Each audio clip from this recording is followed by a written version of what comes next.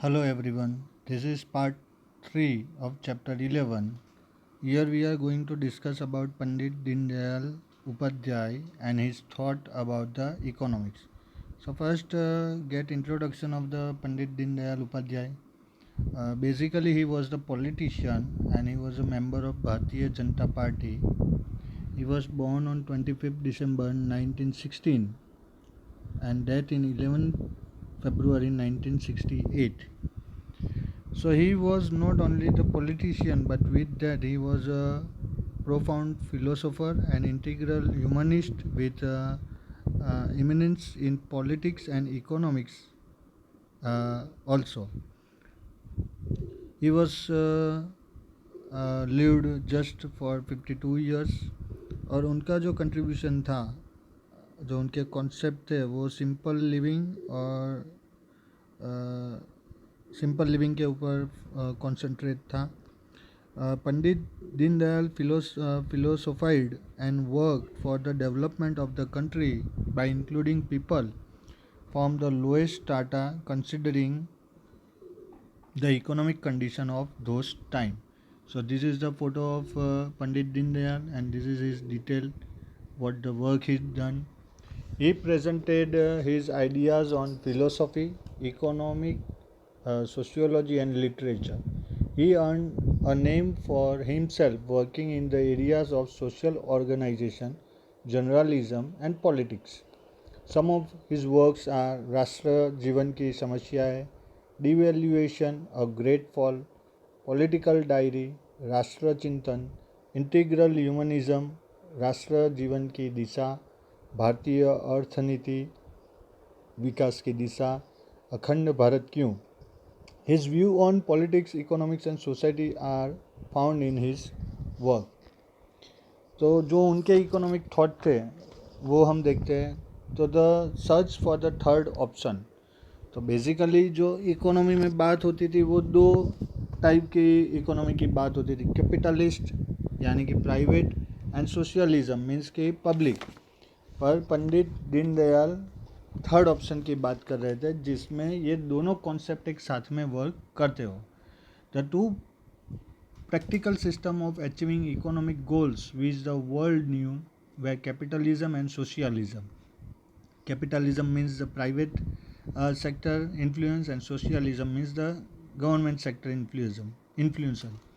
Pandit Dindayal presented a third option. He expressed that thought there is an advancement in method of production and use of machinery has increased and the world has abundant resources. Human beings face many complexities and problem created due to the blind race for prosperity. तो उनके हिसाब से बहुत सारे resource थे पर ये जो ब्लाइंड रेस थी प्रॉस्पेरिटी के पीछे उसकी वजह से बहुत सारे प्रॉब्लम्स बहुत सारी कॉम्प्लेक्सिटीज़ क्रिएट होती थी. Nations have attained economic growth and development by adopting capitalism or socialism.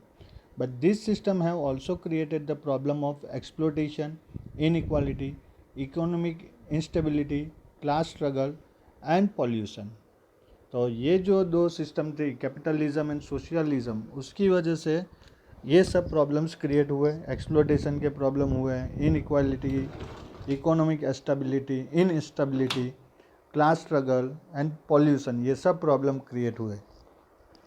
India also blindly copied the Western economic system and thus in spite of economic planning there are growing economic problems like low productivity in agriculture and industries, insufficient rural infrastructure, poverty, unemployment, inflation, excessive urbanization, pollution, devaluation of rupees etc.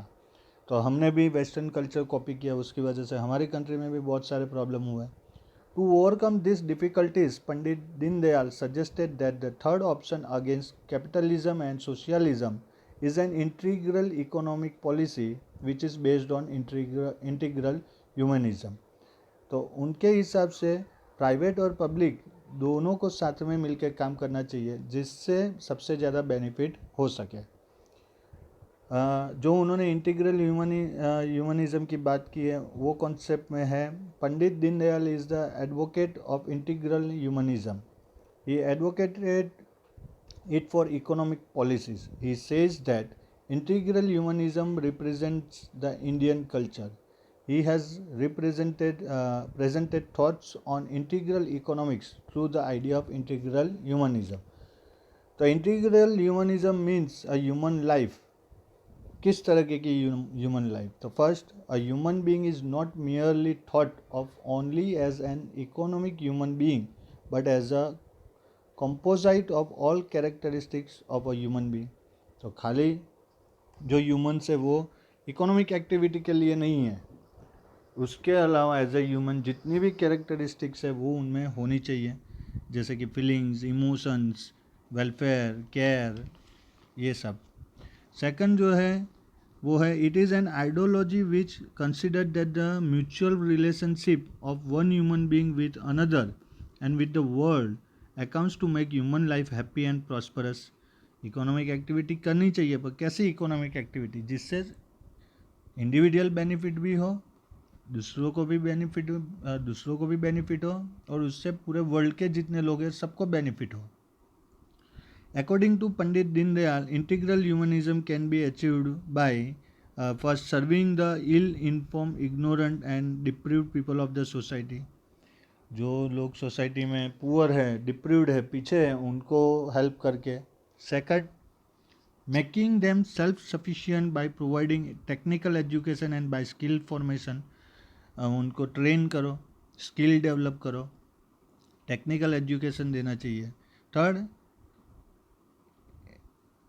enabling them to increase their income and by providing them better housing. उनको maximum work मिले, employment मिले और उससे उनका रहने का, जिनके पास घर नहीं है उनको रहने के लिए घर मिले. For this he choose some successful policies from the west which would also be suitable for the nature of Indian economy and which would help in the overall development of the country. तो ये जो concept है उसको achieve करने के लिए western economics से उन्होंने कुछ पॉलिसीज़ अलग से निकाली जो हमारे इंडियन इकोनॉमी को सूटेबल थी. तो उसमें जो फर्स्ट है वो था an insight into what is attainable and the use of resources. Pandit Deendayal opined that India answered various problems of public life from a nationalist perspective, while after independence we adopted an economic perspective. According to him, the reason for this is that the society has lost the insights into the difference between what is attainable and the factors which help to attain the attainable. Unless the society is able to decide the goals of human life and deliberate on the place of wealth in human life, we will not be able to choose the factor which will help us to attain the goals of human life. Hence, economic development must be viewed only as part of the overall development of human life. The ultimate goal of human life is happiness, for which human beings try to accumulate wealth which cannot be earned without human effort. Hence, a society can never develop if labor is rendered unemployed. Production process must be created keeping this fact into consideration, and the prime goal of our monetary policy and other economic policies should be overall development of human beings. He firmly held such views. तो उनके concept भी गांधी जी के concept से मिलते हैं कि कोई भी जो वर्क होता है वो किस लिए होता है, तो हैप्पीनेस के लिए होता है.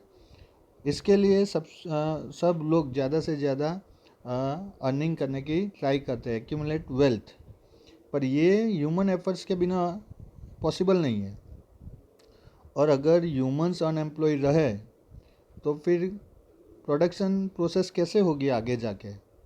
और इसके लिए उन्होंने फोकस किया कि डेवलपमेंट होना चाहिए, पर मॉनेटरी जो पॉलिसीज़ हमारी जो है वो ओवरऑल डेवलपमेंट और ऑफ ह्यूमन बींग्स के लिए यूज़ होनी चाहिए.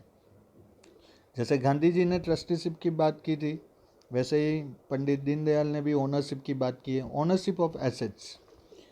In the use of wealth, it is important to consider the aspect of ownership.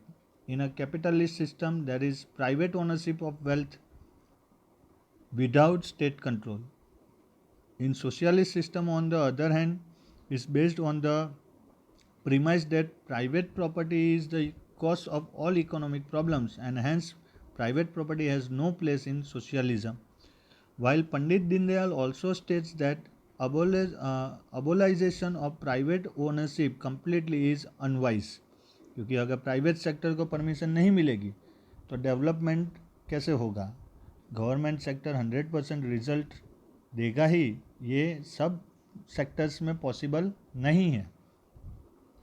Therefore, because that would mean loss of incentive and willingness to work, loss of dignity of an enterprising person, loss of safety in some manner, and hence reduction in satisfaction. Therefore, while people must be allowed to own private wealth, limits must be set on holding of property, and such limits must be determined on the basis of human values.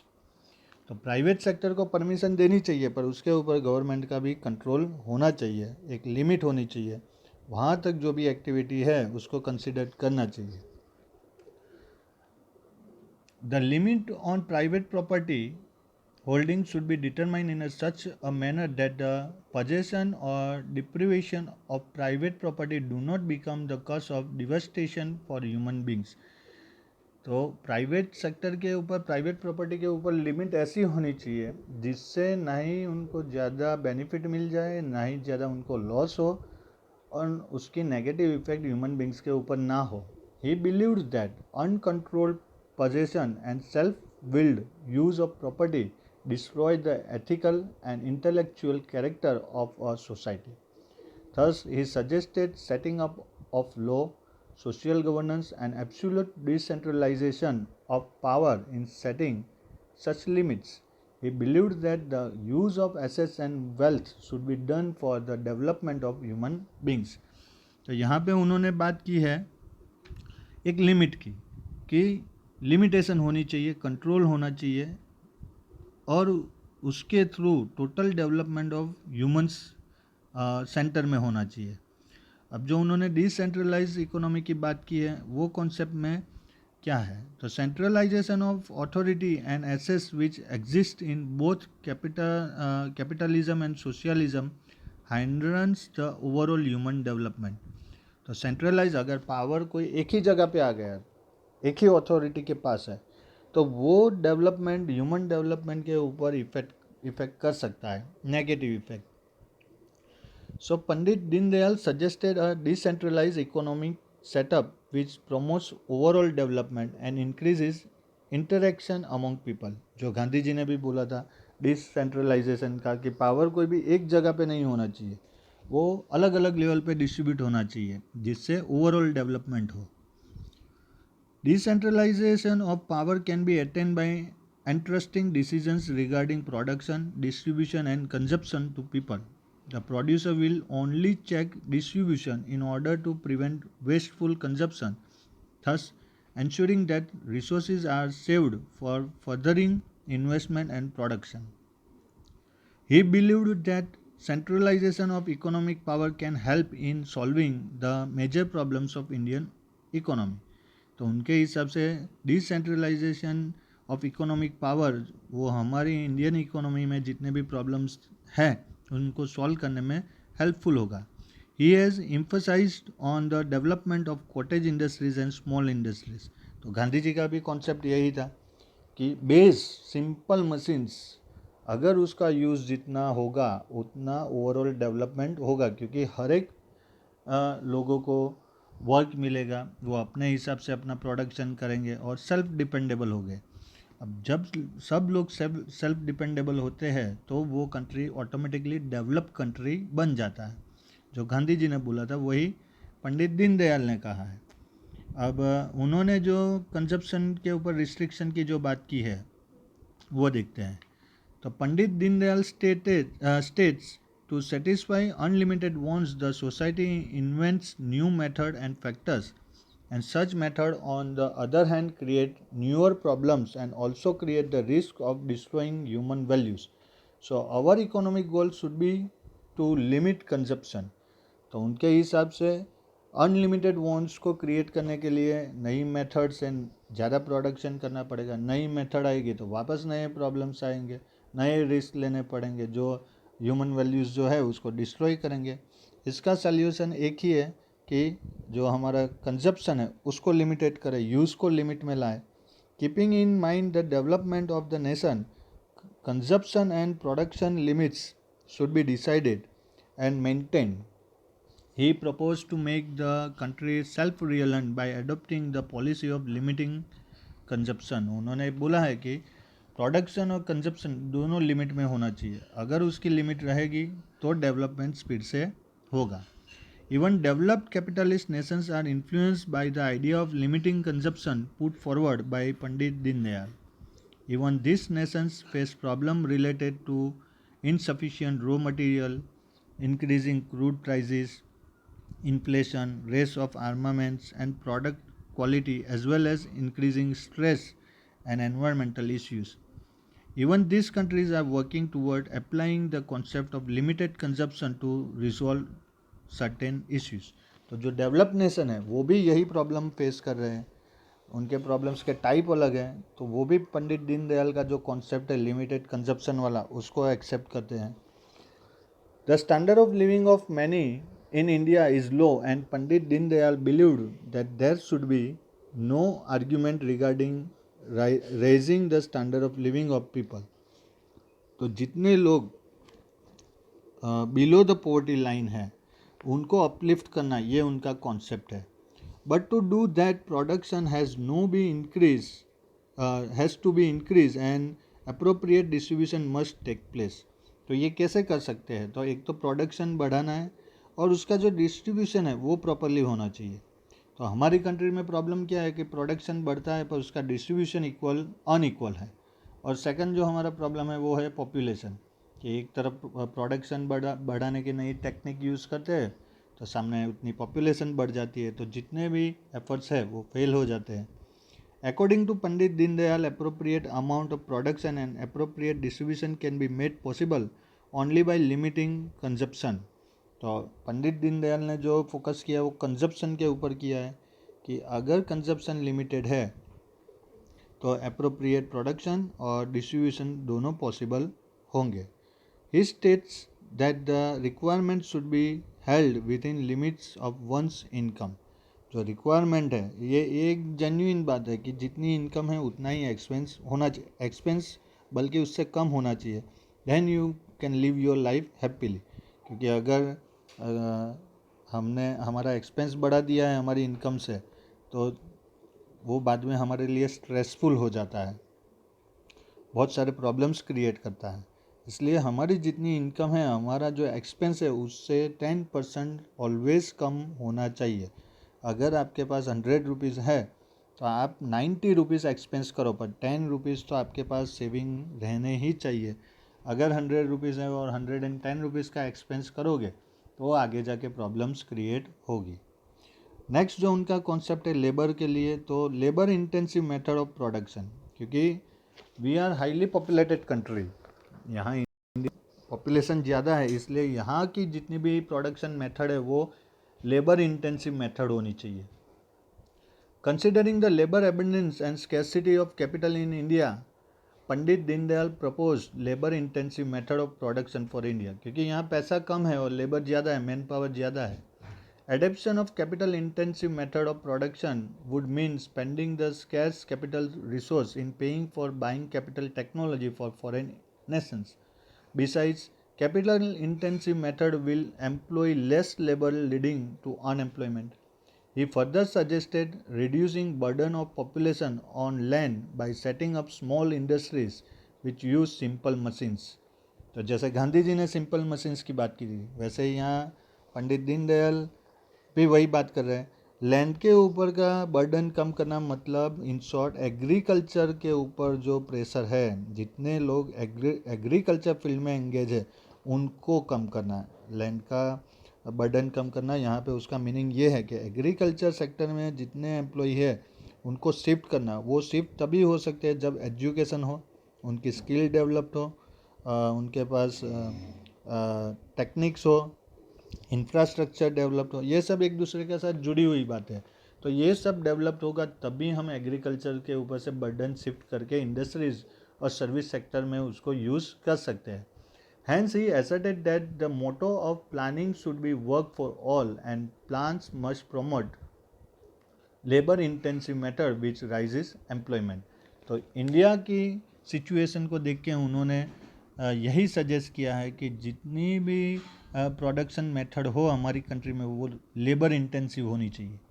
अगर machine intensive हो गई तो बाकी जितने लोग हैं उसमें और अनएम्प्लॉय बढ़ जाएंगे। और एक रास्ता ये भी है कि जितने भी लोग हैं उनको क्वालिफाइड करें, एजुकेशन का रेशियो लेवल क्वालिटी मेंटेन करें, उसको आगे ले जाए। जब हमारे पास स्किल लेबर होंगे, एजुकेटेड लेबर होंगे तो फिर प्रॉब्लम नहीं आएगा। पर जब तक नहीं है तब तक सिंपल मशीन्स, कॉटेज इंडस्ट्रीज़ को डेवलप करें, विलेज को डेवलप करें। अगर ये सब डेवलपमेंट हुआ तो Indian economy will be developed in future. तो ये थे पंडित दीनदयाल के थॉट्स अबाउट इकोनॉमी। अब हमें देखना है कि objective of Indian economy according to Pandit Deendayal Upadhyay. तो capitalism and socialism have failed in comprehending human beings and their problems. Hence, according to Pandit Dindayal, India needs neither capitalism nor socialism, but India needs progressive and happiness of her people. In this regard, he stated the following objectives which Indian economy should pursue. First, a minimum standard of living must be ensured to all. Food, cloth, shelter ये सबको मिलना चाहिए। Security of the nation must be an important goal. Country की security main goal होना चाहिए। Gradual progress should be made in such a way that such new methods are devised that help India contributed in development of the world in her own manner. तो जो method है उसको थोड़ा सा new method को apply करना चाहिए जिससे वर्ल्ड इंटरनेशनल ट्रेड में हमारा पार्टिसिपेशन बढ़े। In order to attain goal of development all young and able people should get the opportunity to work. जितने भी यंग और एबल लोग हैं उनको वर्क मिलना चाहिए। हालांकि हमारी कंट्री में आज के डेट में भी around 6 crore people are unemployed registered officially. तो this is a big task to provide them employment. Natural resources must be use prudently. तो ये एक हमारी कंट्री में नहीं हो रहा है। नेचुरल रिसोर्स बहुत सारे हैं पर उसका यूज़ जो 100% होना चाहिए वो नहीं होता है। Production process must be adopted and devised keeping into consideration the availability of factors of production. Production की जो प्रोसेस है वो ऐसी होनी चाहिए कि जहाँ पे फैक्टर्स ऑफ प्रोडक्शन अवेलेबल हो। यानी ऐसा नहीं हो कि लैंड है, लेबर है, एंटरप्रेन्योर है पर कैपिटल नहीं है, कैपिटल है, एंटरप्रेन्योर है, लैंड है पर लेबर नहीं है। इस तरह से नहीं होना चाहिए। Human beings must not be neglected in economic planning. Rather economic planning must take into consideration the social culture and other values of human life. तो इकोनॉमिक प्लानिंग में ह्यूमन बींग्स को अवॉइड नहीं कर सकते। उनका social cultural and other values of human life वहाँ पे maintain होना चाहिए इकोनॉमिक प्लानिंग में। Decision pertaining to ownership in various sectors of state or private individuals or of other organization must be made by adopting a practical approach। कोई भी decision लेने से पहले चाहे वो प्राइवेट सेक्टर हो या तो गवर्नमेंट हो या तो कोई और सेक्टर हो, पर यहाँ पे प्रैक्टिकल स्टडी होना चाहिए। कौन से सेक्टर में कितनी नीड्स है, किस तरह का इन्वेस्टमेंट चाहिए, उसका स्ट्रेटेजी, उसका डेटाज हमारे पास होना चाहिए और उसके बाद डिसीजन लेना चाहिए। Pandit Dindayal Upadhyay also contributed by way of his ideas for development, agriculture, industries, marketing, rural economics, concept of Swadeshi. Many states have implemented schemes based on his ideology. Based on his theory of importance of labor and employment to everyone, Sharmave Jayate, Shramave Jayate plan was introduced in India on 16 October 2014. Shram means the labor and Jayate means success. तो ये जो concept था वो 16 अक्टूबर 2014 में introduce हुआ India में। ग्राम ज्योति योजना means all village having lights was implemented from the development of agro and rural industries। तो घूम फिर के बात वहीं आ गई है कि अगर विलेजेस का डेवलपमेंट हुआ तो ओवरऑल इंडिया का डेवलपमेंट इजीली हो सकता है। Even today solutions to economic problems can be found in Pandit Deendayal's economic thought. तो पंडित दीनदयाल ने जो इकोनॉमिक्स थॉट दी है उसमें आज भी जो हमारे इंडियन इकोनॉमी के प्रॉब्लम्स है उसको सॉल्व करने के मेथड्स ढूंढना चालू है। सब सर्च कर रहे हैं कि मेथड्स हमें मिले, सॉल्यूशन हमें मिले। तो ये थे पंडित दीनदयाल उपाध्याय के थॉट।